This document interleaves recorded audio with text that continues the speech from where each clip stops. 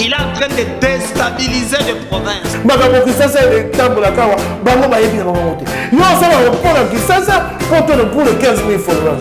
Le président Félix Antoine Tshisekedi a repris le projet de valider cette stratégie nationale.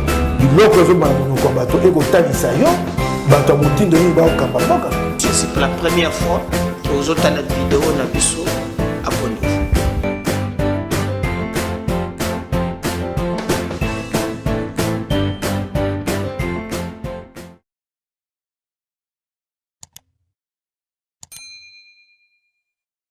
Imboka nyoso bisika bozwami ezali sengo mingi po ete tokutana kana bino mokolo ya lundi po tobeta masolo na cadre spécial tokondo la débat wapi ba imboka bapesaka makanisi pona kotonga Congo ekolo mboka na biso ndenge na lobaka toujours bande ko balandi biso na biso ekotala déjà na maponami ya 2023 ba état major ba politique ba regroupement politique pona koloba ete ba parti politique et bandi ko milengela isengeli to ba ete 2023 ezali année de tous les enjeux politiques wapi ba imboka oyo bazwami na kati ya union sacrée bande ko opposition ba ko kende na conquête ya pouvoir surtout na Oitali et ya mokonzi oyo esengeli akamba mboka après 2023 mituna na biso ya mokolo lelo ezali bande ko balandi discours nini oyo union sacrée akoya na yo akoki koya nango pona ko convaincre bino population opposition politique discours nini akoki koya nango pona ko retenir attention à nos populations pour nous voter bango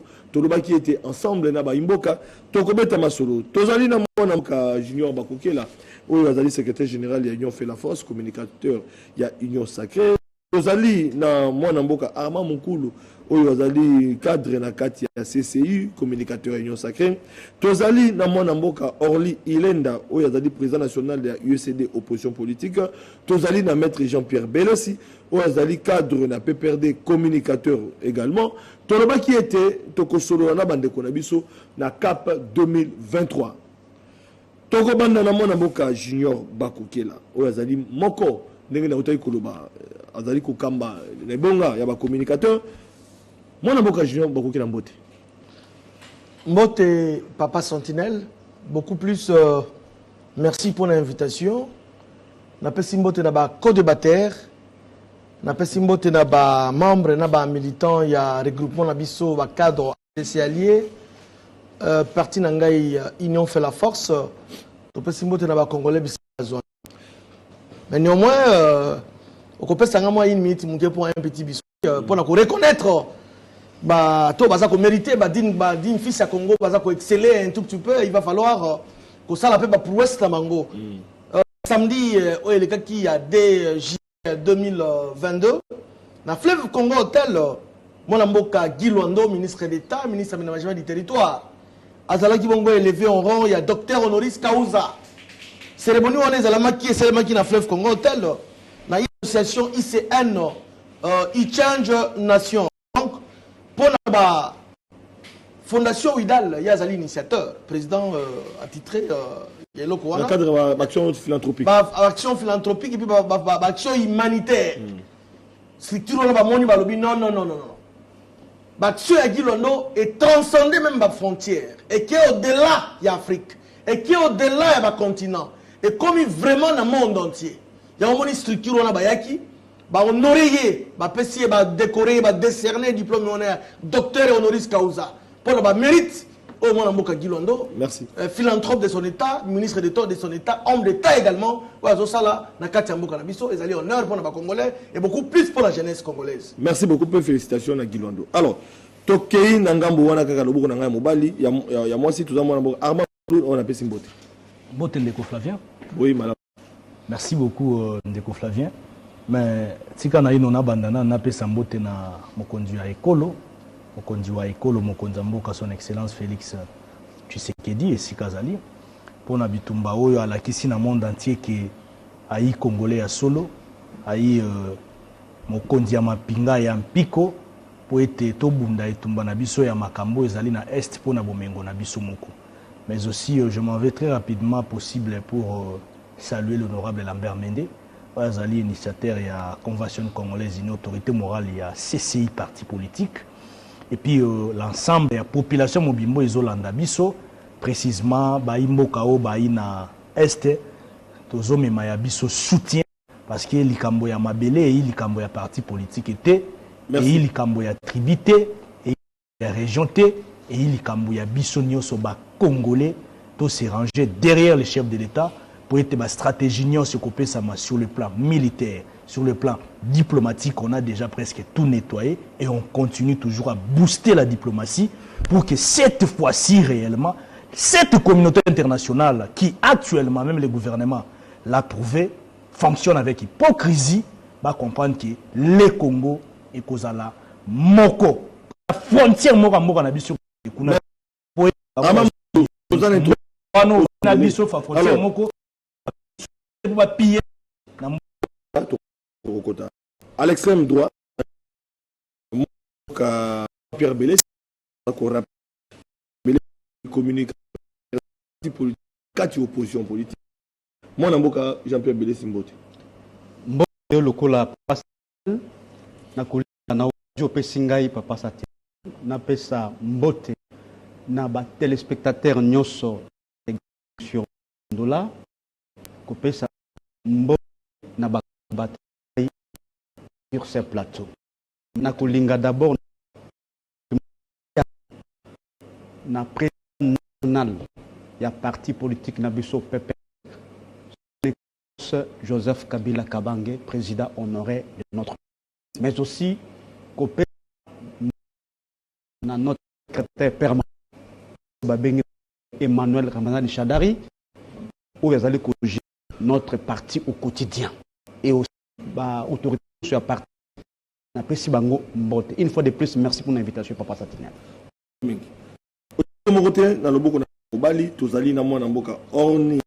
Ilenda Mokambi à USCD, Moté, parti politique, dans 4 oppositions politiques, et puis également prochain candidat aux élections en 2023. Merci. Élection présidentielle. Oui, merci. Ndeko Flavien, te pesi mbote na ndenge okanisi biso na kobengisa biso na prestigieux émission na yo plateau na émission na to kundola ya émission moko ya monene donc soki bakanisi yo babengisi yo il faut tozala reconnaissant ya kozongisela essentiel wana ya kopesa merci na pesi ba co-débatteur na tozana bango na plateau mbote na pesi ba congolais nyonso oyo bakolanda biso sur toute l'étendue de la République démocratique du Congo mbote boya Mbappé mbote ya bana ISCD bakokanisa Congo mobimba tika na fongola mwa biscuit pe ya moke na koloba ete na lansaka milulu tozaka nango awa na Paris milulu wana lekaki na ndenge na réussite moko total tokende kotika memo na biso na Union européenne pour te reconnaître agression au abisso et puis tokebisaki gouvernement belge na ba GO basalina ndeko Chilombo ya koyana cercueil oyoyo ezali d'ailleurs biso toza déjà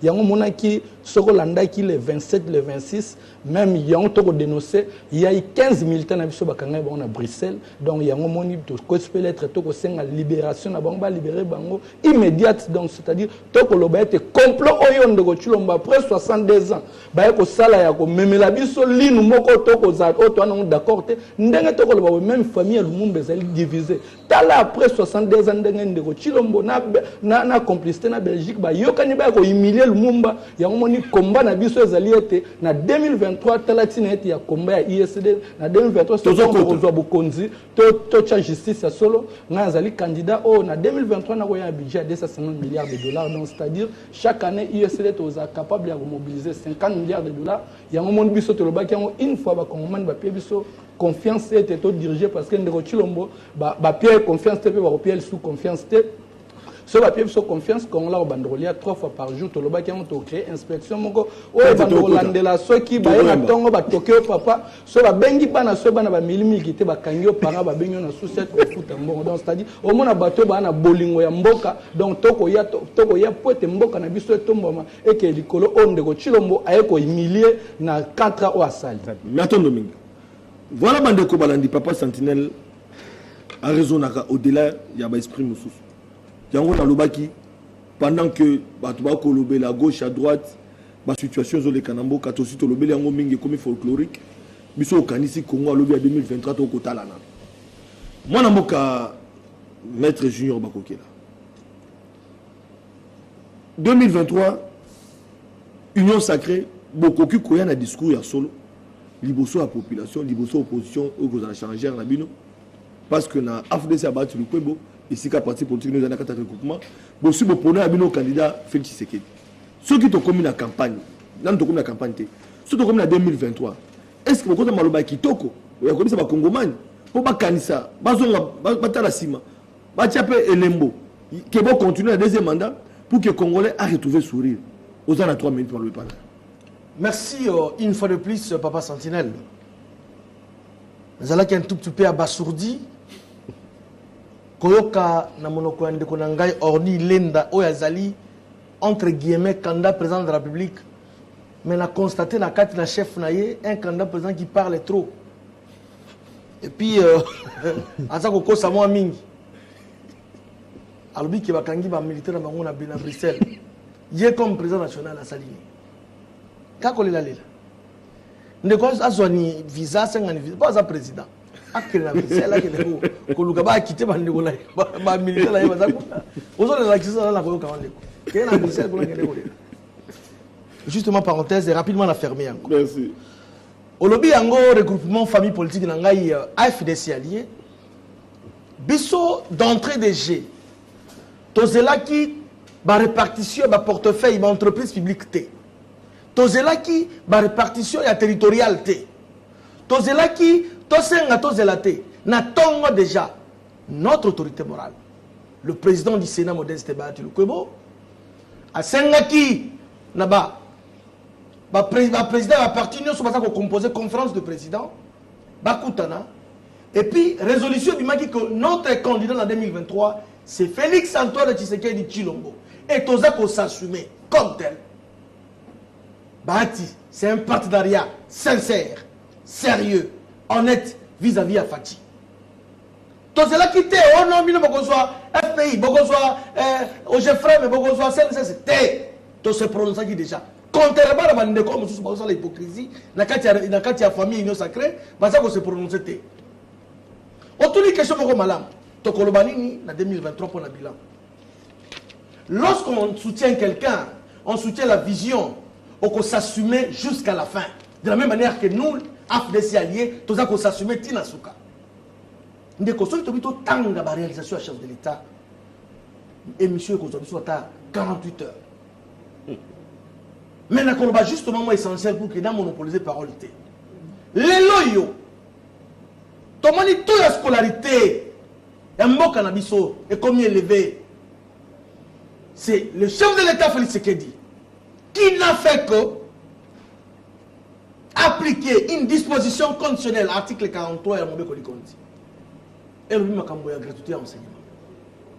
Le gratuité enseignement est comme une réalité. Et ça sloganté, et ça rêveté, tout ça qu'on palpé en gros. On a félicité le ministre des tutelles. Où il va respecter cette année calendrier académique, enfin calendrier scolaire, compte tenu de la sobresaut de la maladie du coronavirus, mais cette fois-ci, il va se rattraper. Le domaine de l'infrastructure, il va se rattraper. Développement, il va se rattraper. La ville de Mbandaka n'est pas une ville de Mbandaka est comme transformée en chantier. Tshisekedi Tshilombo. Ville de Mbandaka est dotée d'un stade moderne et en construction. Tshisekedi Tshilombo, président de la République. Ville de Boende, province de Chouapa. Et tant d'autres. Tout le monde a la loi là-bas, na Okatanga. Donc, Congo, ma maison qui chantier de Kolangai. Domaine infrastructure, en tout cas, là, nous ne parlons même pas de Moutakobo et Azate. Ce Moutabo, c'est Kaza Moutema Mabé. Tandis qu'on a un discours le 30 juin, na la chaîne nationale. Il a parlé à soins gratuits de santé. Kalamingité à Ezokota. Basa la kapé boni ndeko. Basa la kapé boni. Basa la kandengenini. Pas plus tard que le samedi il y a le 2 juillet. Tout qu'on a notamment Konzaboka, a aussi inauguré aéroport et regard et Andolo. Piste d'asphaltage, ça fait plus de 40 ans à 80 ans de co. Et ça qui a abandonné. Même si tu as abandonné, ça qui n'a pouvoir.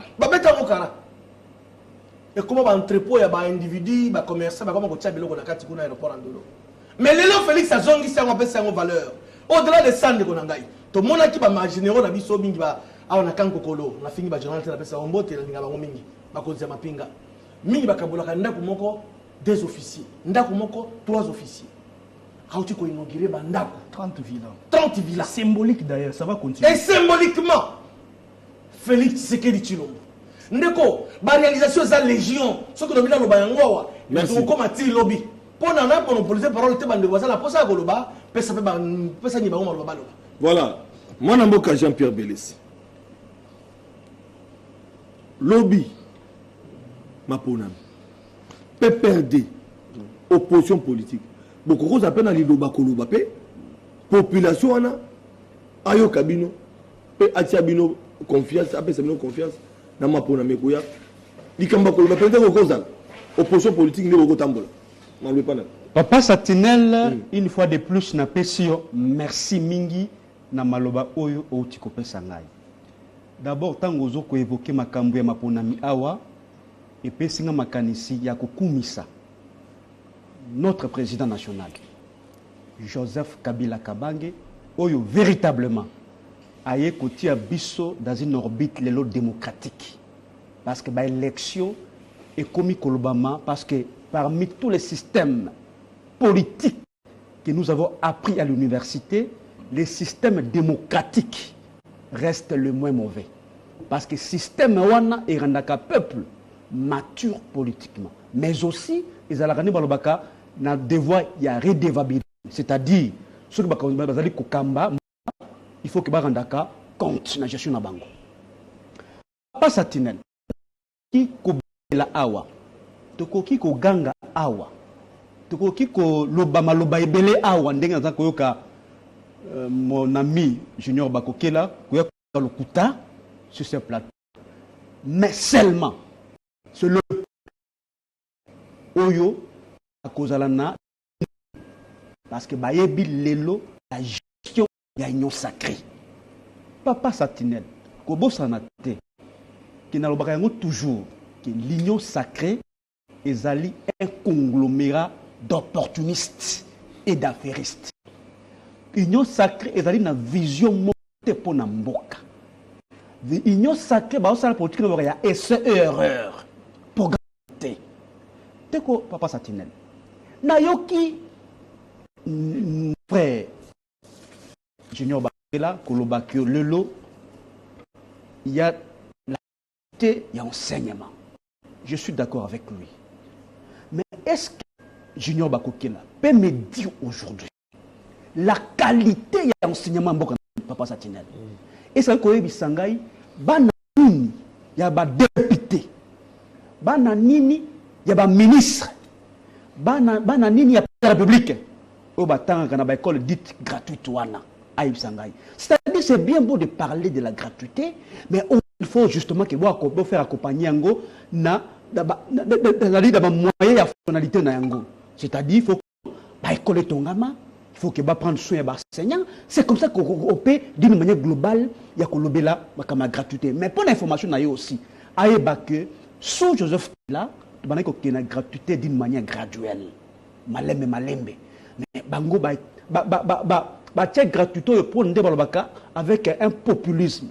C'est-à-dire pour que Makambo Salima. Et pourtant, au fond, il y a maintenant la question qui s'est posée, il y a qualité d'enseignement. Papa Tinel, oyebi que ce qui l'autre d'ailleurs bulan, soit des discours au Yotroi Koyan en 2023. D'abord, pour votre information, Papa Satinel, bisoyebi clairement que M. Félix Tshisekedi a lamentable.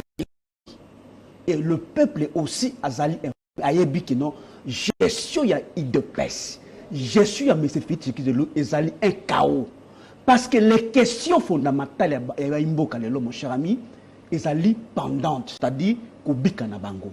Papa Satinel oyebi que batalaka évolution ya mboka sur base ya ba statistique.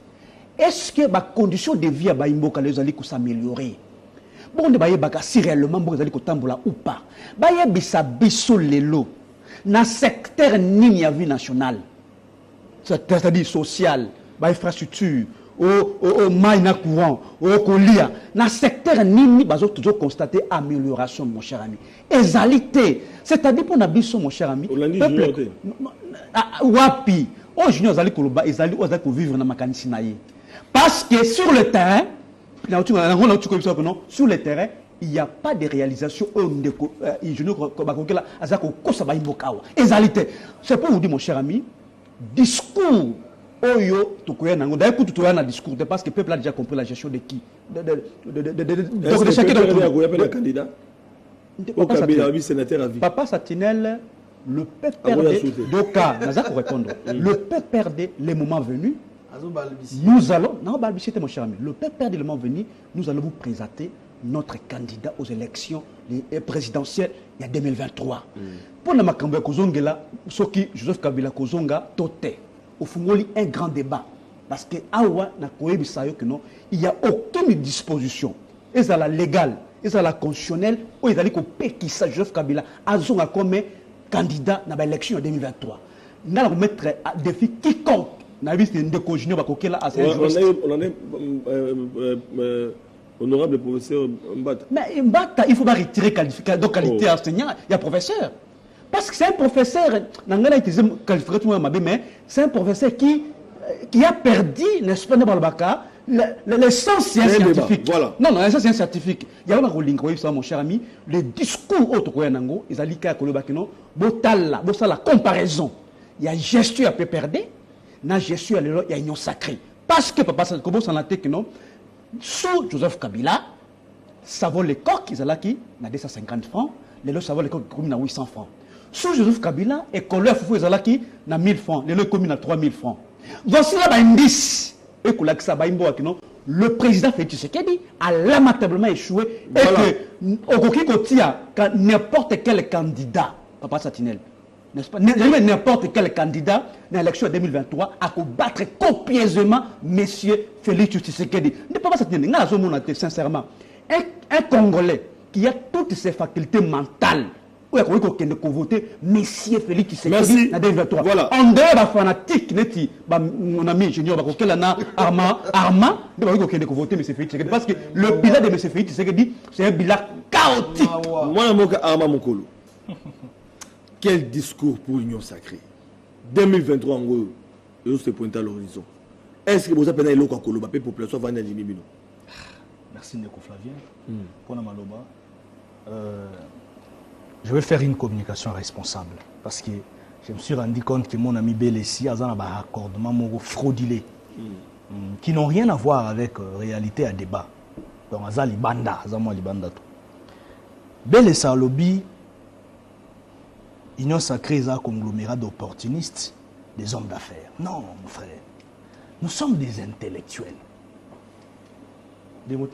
Nous sommes dans un système qui se définit politiquement. C'est-à-dire, nous avons un plateau dans le FCC, ils ont un conglomérat des aventuriers. Nous avons un Lamouka, ils ont un conglomérat de Tintin.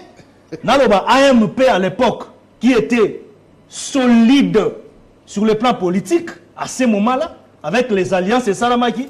Non, AMP à l'époque, ils ont un Babilo, Mobo, Yabana Mike, ils ont un Motin. Donc, MP à l'époque, je ne peux pas le dire. Parce que je sais que dans un système des politiques, il y a des sous-systèmes politiques. Oh, et Vandaka, pour évendre sa pouvoir à Moutou, pour évendre sa liaison à pouvoir à Moutou. Ce n'est pas pour rien. Au moins, à un moment donné, nous sommes en opposition sur base d'un programme adhéré dans le système politique Moussoussou et puis à évoluer. Donc, quand il ne faut pas qu'on ait un plateau, c'est un peu terre à terre. Même si on continue à landa yo ba aussi plan na l'union sacrée. Na lobby boy. L'union sacrée. Ndeko Flavien. Je vais aller na ba fait kaka. On a été ici dans ces pays. Nous n'avons jamais été un pays producteur, dans un pays importateur. Nous avons fait 18 ans avec le sénateur Joseph Kabila, que j'ai sali d'ailleurs. J'ai beaucoup de respect envers lui. C'est autant net ma code minier, on a pas un bateau, on encourage à railler, on a une révision code minier. Mais tous les pays importateurs, tous les pays exportateurs, tous produisent à terre dans le cannabis. to produisaka eloko te na mboka na biso nyonso oyo ya biso ba dividende proportionnel oyo toselaka eutaka libanda. Siko bino bolingi dans 3 ans Tshisekedi abalola mbamo Congo comme aloko France. Wana ya kimte ya mabe. C'est pas bien te. Tovandi ana mboka na biso.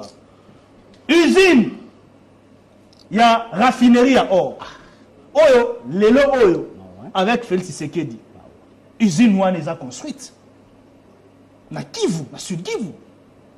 Donc pour la bino nyonso wana c'est rien. Non mon frère. Biso ato produisara or, cobalt, na ba minerai misuso boyebi na richesse à sous-sol na biso. Mais Rwanda wa aza pays producteur ya or te, mais azalaka na azana usine ya raffinerie ya or. Soki neti fati aye. Construction à usine ya raffinerie ya or et salami. Soko kena Kolwezi, construction ya usine ya raffinerie ya cobalt. Donc pour vous tout ça c'est rien. Non mon frère, c'est le départ de l'essor économique. Et pas vivre Masuka. Mais je vous dis, et ça départ il y a essor économique. Alors magambo non dans secteur net il y a énergie, maï courant tout à mélanger magambo bela. Les lots quand on a secteur où il y a énergie, fabrication il y a usine, il y a production il y a câble électrique. Na moka na biso na Kinshasa salami. Yo pour na nyonso na c'est rien. Ba câble électrique au biso nyonso pour to sala en secteur énergie on est bien utaka. Ils ont Taliban, France, Allemagne, États-Unis, Belgique. Et tiré.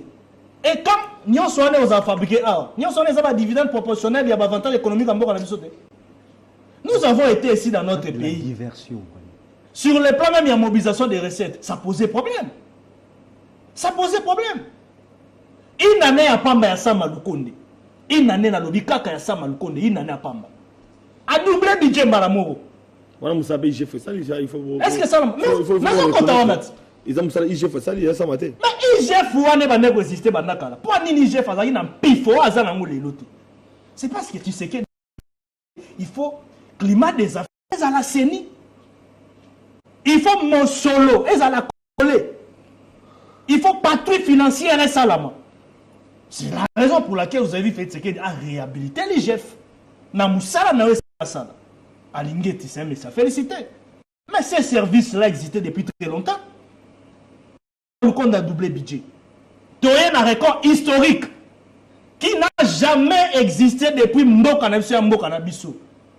Na Moko Kaka, fiscal et avril DG, na patrouille financière à IGF. DG Yemoko, à la tête à l'assignation, a dépassé l'assignation. 220% à l'assignation des recettes. Na Momoka Pamba, 2 milliards de dollars américains. DG a mobilisé. Et ça à l'époque. Et ça le matin. Toye Sikoyo, na makambu ya trésorerie à CNSS. Pendant 18 ans, on était avec le sénateur Joseph Kabila Kabani. Trésorerie à CNSS et tiré la biso 100 millions de dollars. Mais dans 3 ans à Pamba de Tshisekedi, accélération à Samalukonde, FCC Naka chez Koufi. Accélération à Samalukonde na Union Sacrée. Toye, de mobiliser 415 millions de dollars américains. Na trésorerie. Il y a CNSS. Tout ça à 3 ans, il y a Pamba. Tu as la trésorerie. Pendant 18 ans, on était ici. On a seulement réservé 30 millions de dollars. 18 ans. Mais après que tu sais qu'elle dit, il y a 3 ans à Pamba, dans l'accélération financière, il y a IGF. Dans la mobilisation des recettes. Et tu as combien 500 millions de dollars américains. Ce sont des chiffres, papa. Pour y aller au bio, n'a pas de chiffres. Mais je suis là. Statistique, il y a moi. Donc, vous, pour vous, tout ça, c'est rien du tout. Non, monsieur. Tout ça, même bateau. Et pour terminer, voilà. Sur le plan. Sur le plan sociopolitique, il faut noter des crispations. Il y a un climat politique en Bokanabiso. Des exilés politiques, Bazongi. Soufati. Tu as dit politique à moi, on n'existe pas. Et ça m'a cambié à minimiser. Comme minimiser à monter, je vous dis. Les Katumbi, que je salis. Les lois Zonga. Et dit pourquoi Katumbi a gagné Banda. Nous savons des turbulences politiques. Tu payes un bilan politique. Parce que ça parmi Babiloko et ça la Moukonza un soubassement sociologique. Sur le plan diplomatique, pour la Bible les athées. Donc sur le plan diplomatique, pour la RDC existait comme État. La RDC fonctionnait comme nation. Mais il n'y a pas parallélisme et fonctionnement sur le plan géostratégique dans le monde. Nous étions écartés. Nous étions isolés. Mais dans la diplomatie agissante, il y a Tshisekedi. Il y a un concert des nations. Les gens comme le concert des nations. Parce que la politique de Tshisekedi, ce n'est pas une politique concentrée seulement sur l'intérieur, mais aussi une politique qui s'ouvre vers l'extérieur. C'est à cela maintenant que les dividendes proportionnels ont mobilisation des recettes. Donc 2023, mais nous sommes en train de planter les décors. C'est maintenant la recette soit dans la fonction publique. 30% dans le militaire civil. 22 850 fonctionnaires de l'État de nouvelle unité. Non mécanisés depuis les lois comme mécanisés par les bango. Et tout ça comme besoin qui est malin. Donc l'Union sacrée se préparer. Il les a moulaillés, selon l'Union sacrée. Un bilan significatif. Il y a une opposition politique. Orly Ilinda. Bino en opposition. Population.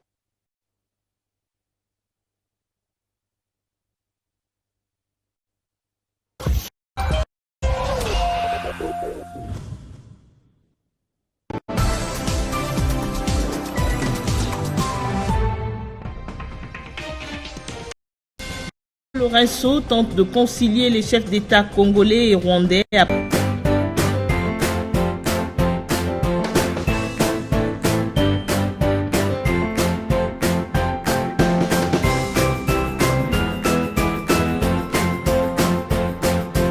Kabila Beka Kamoutoute. Il est en train de déstabiliser les provinces.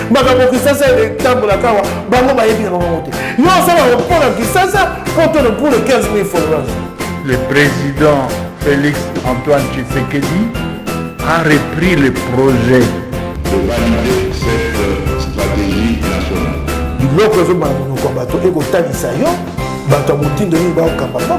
C'est la première fois que vous avez une vidéo dans